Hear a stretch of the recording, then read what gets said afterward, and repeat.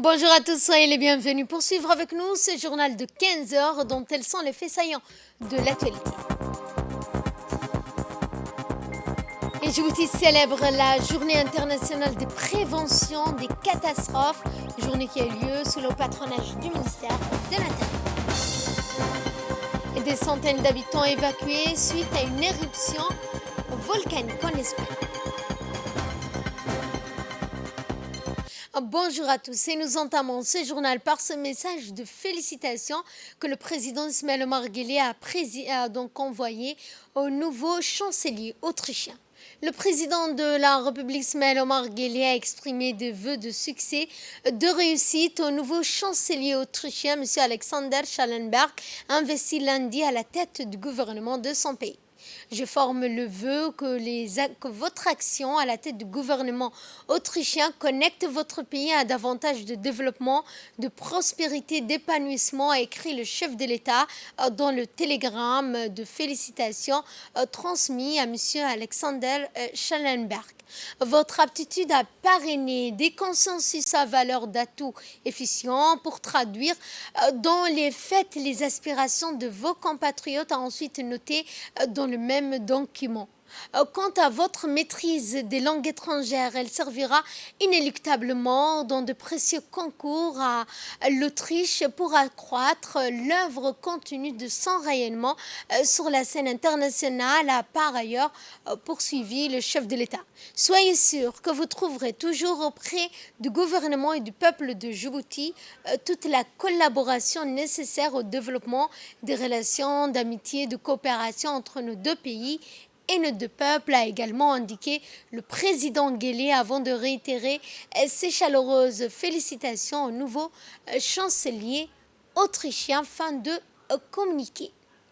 Et conformément aux articles 12 et 21 du règlement intérieur de l'Assemblée nationale, la conférence des présidents conduite par le président Mohamed Ali Ahmed a tenu aujourd'hui mercredi 13 octobre sa traditionnelle réunion de programmation des activités du Parlement pour le mois d'octobre.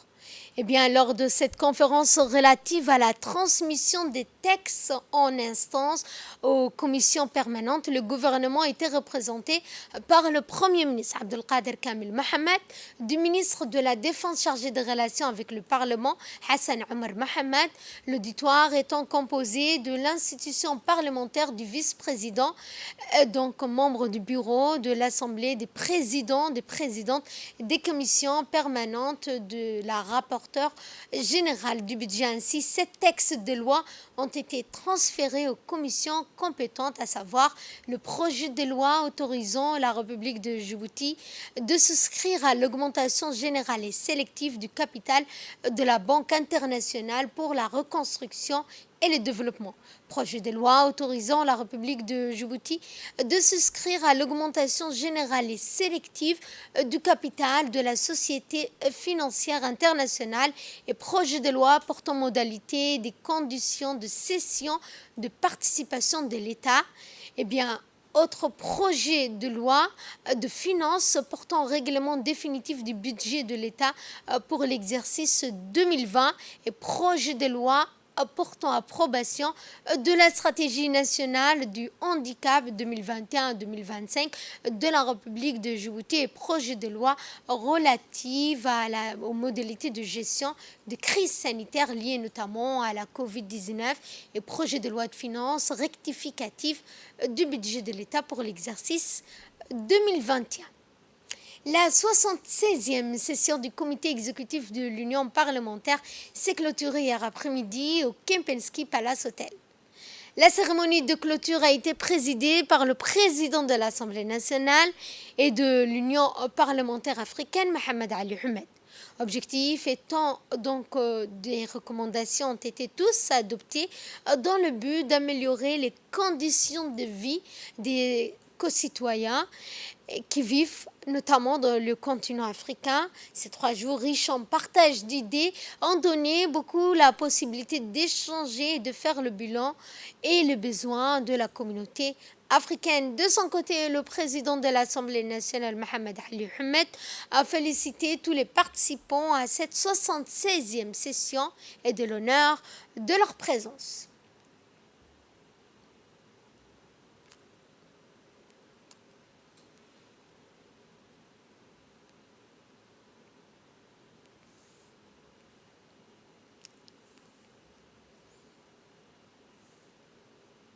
Le groupe de parlementaires de l'Union parlementaire africaine ont tenu ce matin au Kempinski Palace Hotel le caucus femmes. Eh bien, cette réunion a été présidée par le président Mohamed Ali Mohamed et président de l'UPA. Eh bien, et c'est ce dans le but de promouvoir l'implication des femmes dans le développement socio-économique du pays. Faire de l'égalité de sexe et du genre dans tous les secteurs de la société, à savoir l'économie, la politique, la culture.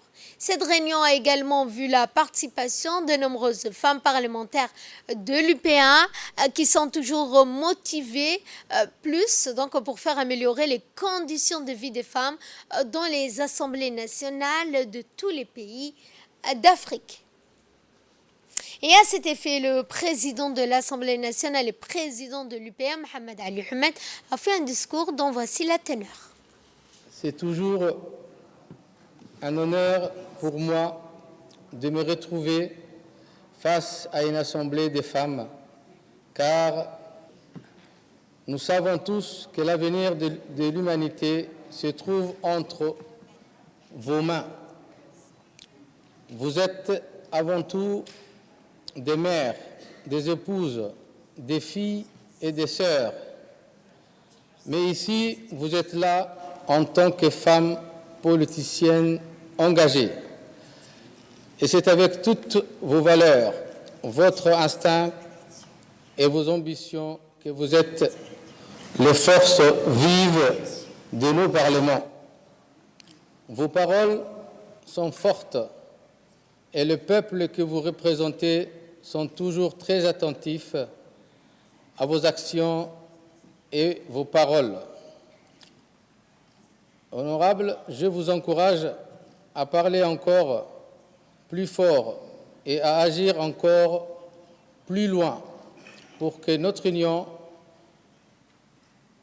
vive et survive, pour que l'Afrique, notre continent, notre mère patrie, que nous représentons fièrement, soit un continent, c'est l'avenir du monde, mais soit un continent qui est responsable, qui compte sur lui-même, qui n'attend pas tout de l'extérieur, mais qui se prend en charge pour améliorer, pour changer les conditions de vie de nos populations.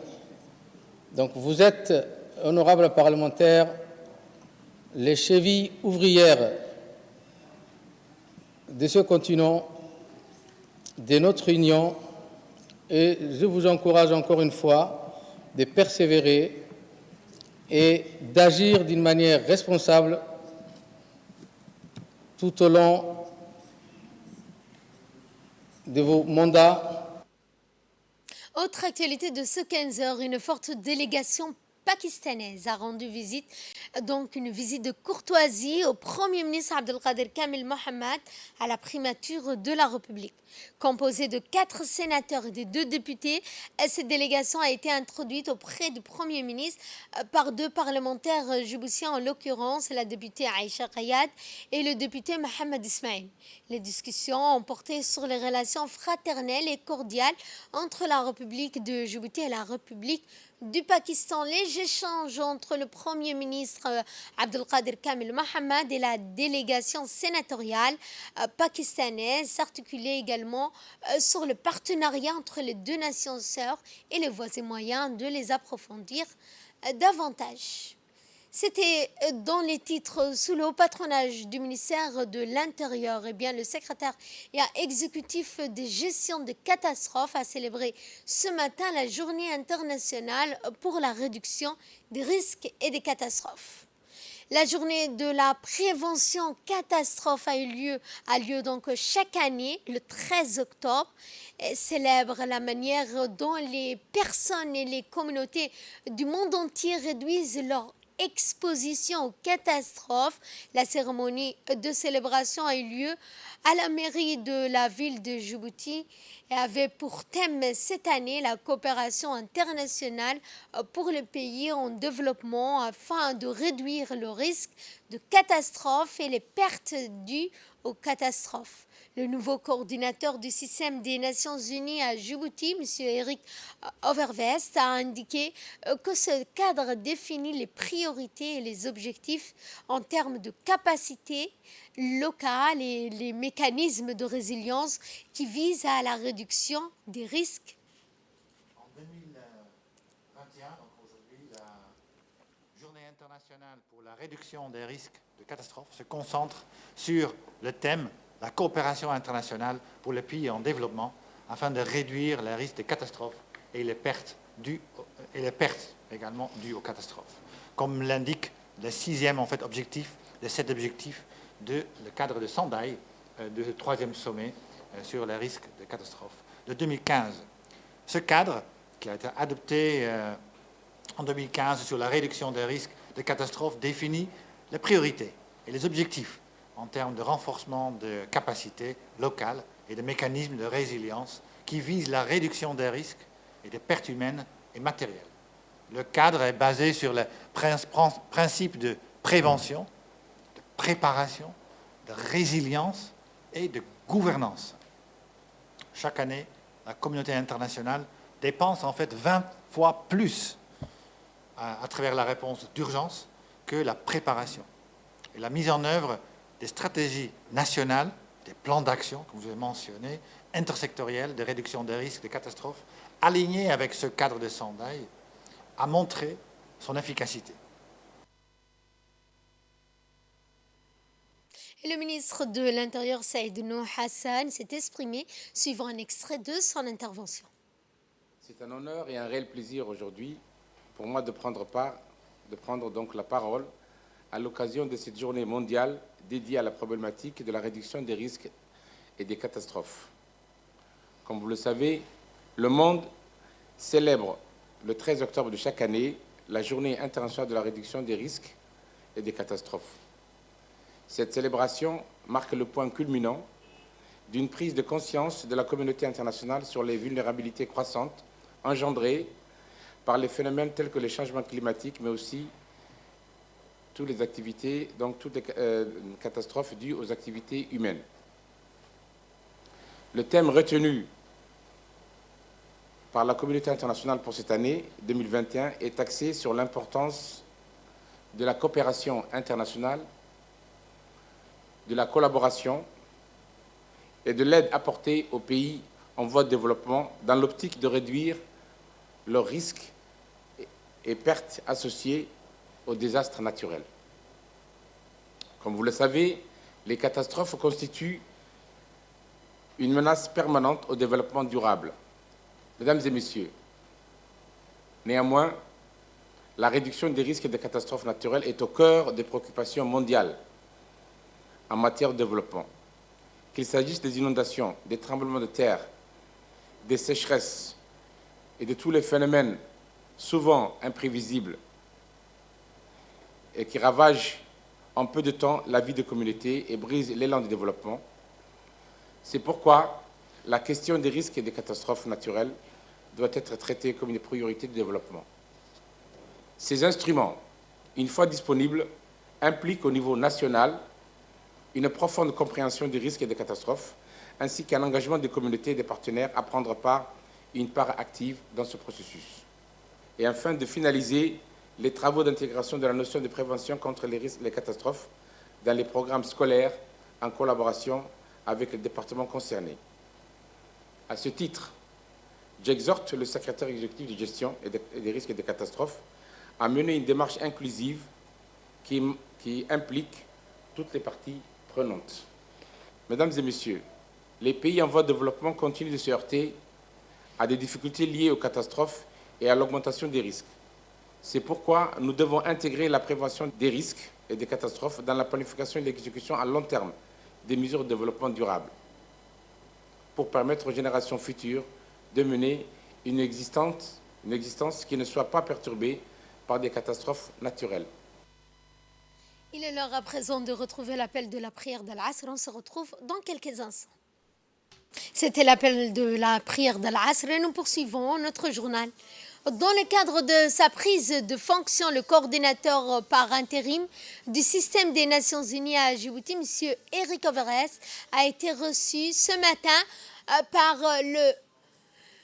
par le ministre de l'Intérieur, Saïd Nouh Hassan. Était présent à cette entrevue le secrétaire exécutif de gestion des catastrophes, Ahmed Mohamed Madar.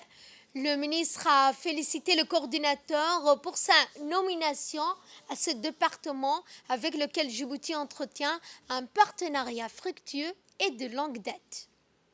Le ministre du Commerce, le ministre du Tourisme, Mohamed Ouarsama Dirié, était accompagné par la ministre de la Culture de la Jeunesse, Hibo Moumina Assaoué, et la ministre de la Femme et de la Famille se sont rendus ce matin à l'Institut djiboutien des Arts pour procéder au lancement d'un atelier de formation de tissage de textiles. Cette formation qui va durer 14 jours a pour mission de doter les personnes qui participent au principe de base des techniques de teinture, de tissage nécessaires à l'élaboration de leur propre unité de confection de tissus traditionnels sans assistance. Cette formation vise également à renforcer les capacités opérationnelles d'un groupe de 50 bénéficiaires en teinture, en tissage africain, en vue d'offrir les opportunités aux personnes intéressées. Pour l'écriture de nouvelles pages dans la vie du Salon international du textile africain et celle de nos deux pays liés par des relations d'amitié créées par deux hommes visionnaires, en l'occurrence son Excellence M. Ismaël Omar Guelleh, président de la République de Djibouti, et de son Excellence M. Roch-Marc Christian Kaboré, président du Burkina Faso. Le CITA, en tant que cadre panafricain de promotion des valeurs culturelles africaines, se réjouit de célébrer le textile africain en terre djiboutienne. Je voudrais, au nom du commissaire général du Salon international du textile africain CITA, à l'occurrence de l'honorable Mossé Abdoulaye, vice-président de l'Assemblée nationale du Burkina, vous traduire la reconnaissance du CITA pour cet accueil chaleureux et la facilitation de l'organisation de cette présente formation. De la culture s'est également exprimé, suivant un extrait de son intervention. Alors très succinctement, je dirais que cette formation répond à 3 objectifs majeurs. Doter d'abord les participants de techniques de tissage et des teintures nécessaires à la confection des tissus traditionnels conformes aux normes de production. Outiller les bénéficiaires de techniques de création et des confections des motifs intégrés sur les tissus produits sur le métier à tisser. Outiller les bénéficiaires en technique des teintures écologiques de fils et des tissus africains. Donc la couture est là, le textile est là, mais il s'agit de perfectionner et de professionnaliser encore mieux ses compétences. Donc je voulais aussi remercier les plus hautes autorités nationales du Burkina, en particulier le président de la République, qui lors de la visite officielle de son homologue burkinabé les 28 et 29 2021 a souhaité que les Djiboutiennes et Djiboutiens puissent investir dans toutes les étapes de fabrication du textile et d'aller au-delà de la confection du tissu importé. Nous saluons aussi bien sûr le président de la République, son Excellence Mme Guelleh, donc qui a accueilli aussi avec beaucoup d'enthousiasme ce salon international. Et le ministre du Tourisme et du Commerce, Mohamed Ouarsama Dirié, a précisé l'importance que revêt cet atelier pour les bénéficiaires. Cette formation, a-t-il déclaré, vise à renforcer vos capacités opérationnelles en teinture au cours de cette année, de cette formation pour bénéficier, a-t-il dit, mise en exergue les techniques d'apprentissage qui faciliteront la transmission des connaissances acquises à d'autres individus de groupes spécifiques. Dans le reste de l'actualité, la ministre de la Femme et de la Famille, Madame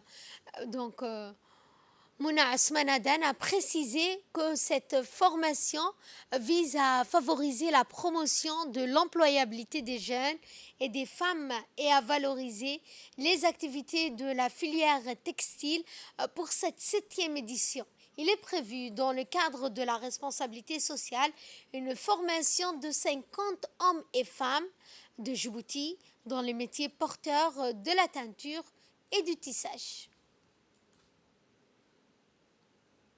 La ministre des Affaires sociales et des Solidarités, Mme Ouloufa Ismaël Abdo, a reçu en visite de courtoisie le directeur exécutif de l'ONG Qatar Charity, M. Mohamed Alouei, et la responsable du programme, Mme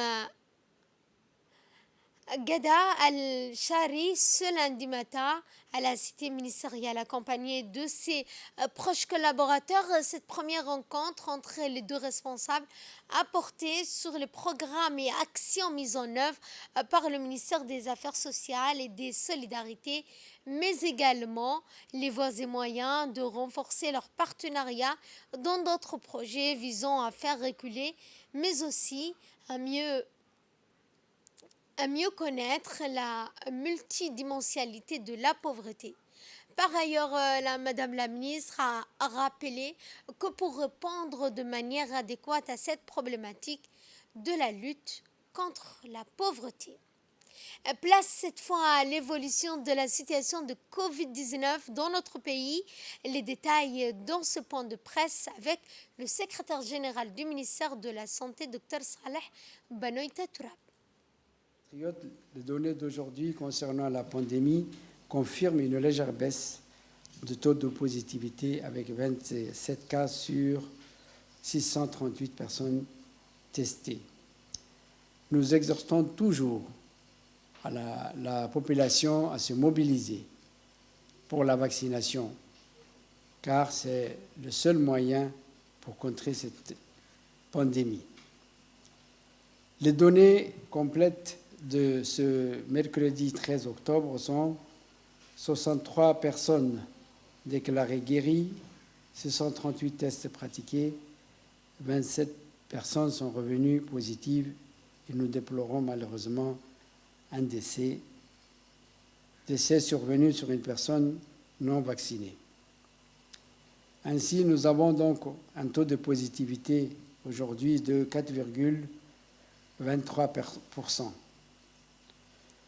Je voudrais aussi vous informer que cette année, nous avons eu 118 décès de Covid-19, alors que nous avons eu au cours de l'année 2020 seulement, je peux dire, 61 personnes décédées. Nous assistons donc à une épidémie beaucoup plus virulente que l'année 2020. Nous demandons donc la mobilisation de toutes les autorités du pays, dans les quartiers, dans les associations, dans les régions sanitaires, de prendre des mesures barrières et de se faire vacciner contre cette maladie. Nous disposons actuellement de différents sites au niveau de Djibouti et au niveau des régions sanitaires. Quant au nombre total de vaccinés au cours donc depuis mars 2021, il s'élève à 50 048, soit 933 personnes vaccinées en 24 heures.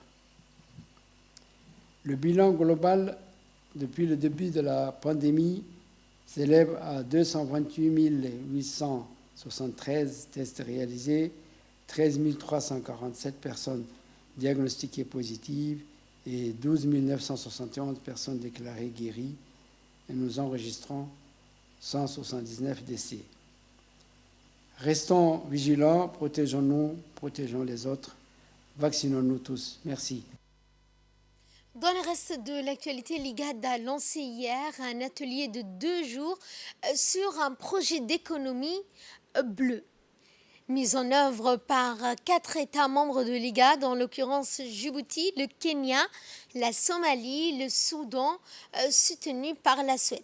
Ils sont une trentaine de délégués et de hauts cadres du gouvernement de leurs pays respectifs ainsi que d'experts d'organisations régionales telles que l'Union africaine, les communautés économiques régionales ainsi que d'autres partenaires de développement à débattre de la mise en œuvre, notamment la mise en adéquation de ce projet novateur. La rencontre est destinée à présenter le projet et ses plans de travail opérationnels ainsi que les dispositions mises en œuvre. C'est aussi l'occasion de s'engager avec les participants afin de partager les connaissances et d'identifier les possibilités de synergie ou de collaboration dans le but de maximiser le potentiel de réalisation des objectifs du projet tout en s'alignant sur les priorités nationales et régionales.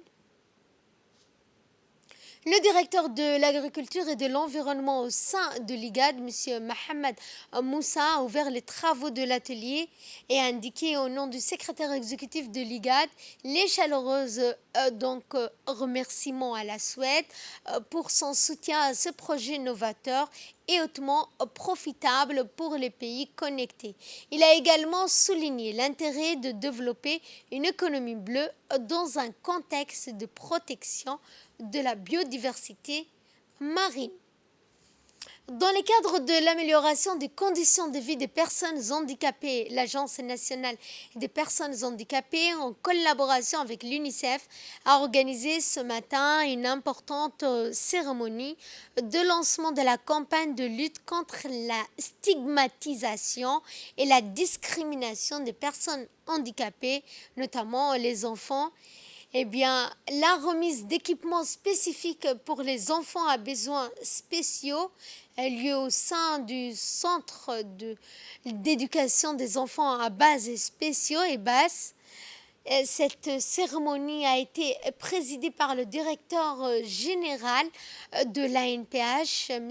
Douale Saïd Mahmoud, et également chef du service du Centre de l'éducation des personnes à besoins spécifiques.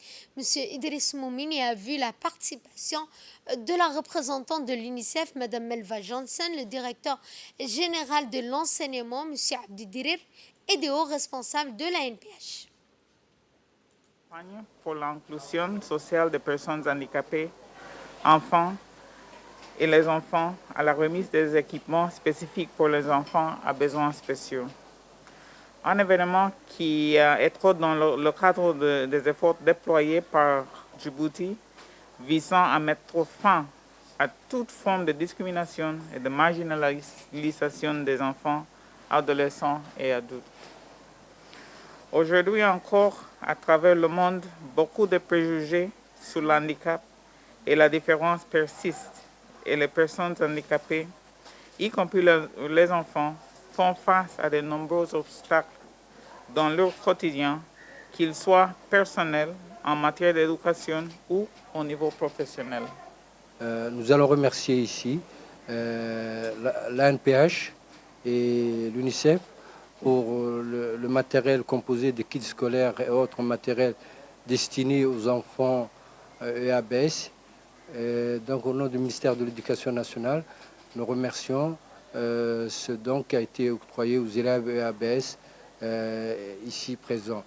Donc ce matériel, ces kits scolaires vont servir aux élèves dans le cadre de leur année scolaire et donc c'est un geste qui contribue à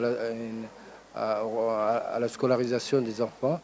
Le ministère de l'Éducation nationale met sa priorité sur les enfants à besoins spéciaux pour leur scolarisation, pour leur dotation en matériel, et ce don de kits scolaires et autres matériels viennent renforcer déjà les actions du ministère de l'Éducation nationale.